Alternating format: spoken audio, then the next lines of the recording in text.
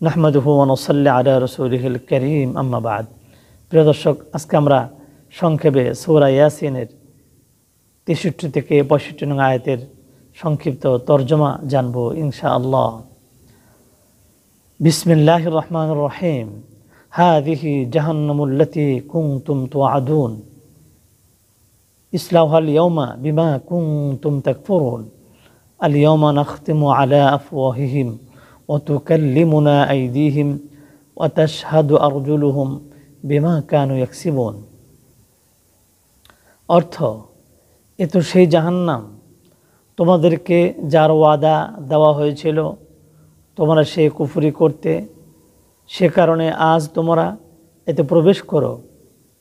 আজ আমি তাদের মুখে মোহর মেরে দেব এবং তাদের হাত আমার সাথে কথা বলবে ও তাদের পা সে সম্পর্কে সাক্ষ্য দেবে যা তারা অর্জন করত।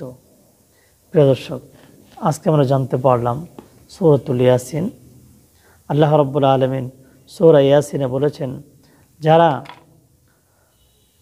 আল্লাহ তাআলার কথার অবদ্ধ জীবন চালিয়েছে, কুফরি করছে, আল্লাহকে রব বলে স্বীকার না করে অন্য কাউকে রব বলে স্বীকার করেছে, প্রতিপালক হিসাবে যারা গ্রহণ করেছে, মূর্তি পূজা করেছে এবং দেবদেবীর পূজা করেছেন, আল্লাহকে মানেনি, আল্লাহর হুকুম মানেনি, বিশ্বনবী জনাবে মুহাম্মদ রাসূলুল্লাহ সাল্লাল্লাহু আলাইহি ওয়াসাল্লামের জীবন আদর্শ যাদের ভালো লাগেনি, যারা মূর্তি বানিয়ে তার সামনে মাথা নত করেছে, সেজদা করেছে, এটাকে বলা হয় কুফরি। এবং অন্য কোনো চিজ ও আসবাবকে যারা প্রভু মালিক হিসাবে গ্রহণ করেছে, কুফর করেছে, শিরক করেছে। আমরা পূর্বে আলোচনা করেছি, যারা আল্লাহ তাআলার সাথে শিরক করে, যে ব্যক্তিরা আল্লাহর সাথে শিরক করবে তাদের ঠিকানা হলো জাহান্নাম। সূরাতুল মাইদার ৭২ নং আয়াতের আমরা সংক্ষিপ্ত তরজমা পূর্বে আলোচনা করেছি। আল্লাহ রাব্বুল আলামিন ওই আয়াতের মধ্যে বলেছেন, যারা আল্লাহর সাথে শিরক করবে তাদের অবশ্যই আল্লাহ তাআলা তাদের জন্য জান্নাতকে হারাম করে দিয়েছেন এবং তারা জাহান্নামী আর জালেমদের কোনো সাহায্যকারী নেই। প্রিয় দর্শক, তাহলে আজকে আমরা জানতে পারলাম সূরা ইয়াসিনে আল্লাহ তাআলা বললেন যে তাদেরকে হাসরের ময়দানে বলা হবে, তোমাদেরকে যে কথা বলা হয়েছিল তোমরা সেই কথাগুলো শোনো নেই, আল্লাহ তাআলার কথা শোনো নেই, তোমরা কুফরি করেছ, অন্য চিজ ও আসবাবকে তোমরা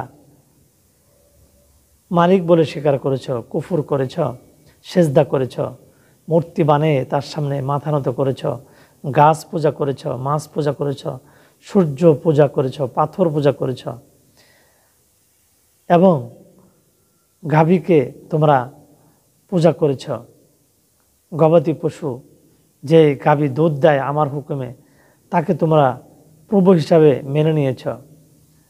এই ধরনের কাজ যারা করেছে, মূলত আল্লাহ রাব্বুল আলামিন তাদেরকে ইঙ্গিত করে এই সূরা ইয়াসিনের 63 থেকে 65 নং আয়াত পর্যন্ত আল্লাহ রাব্বুল আলামিন যারা কুফরি করেছেন তাদেরকে হুঁশিয়ারি জানিয়েছেন। তারা হাসরের ময়দানে আল্লাহ রাব্বুল আলামিনের সামনে দাঁড়িয়ে যখন তারা হিসাব দিবেন, আল্লাহ যখন তাদেরকে বলবেন, বিসমিল্লাহির রহমানির রহিম, ইকরা কিতাবাক কাফা বিনাফসিকাল ইয়াওমা আলাইকা হাসিবা। তোমরা তোমাদের জীবনের যে হিসাব, যে খাতা, যে পুস্তক, যে আমলনামা তোমাদেরকে দেওয়া হয়েছে সেটা পড়ো। তখন তারা পড়বে এবং দেখতে পারবে তারা কি করেছে। প্রিয় দর্শক, সূরা বানী ইসরাঈলের 14 নং আয়াত।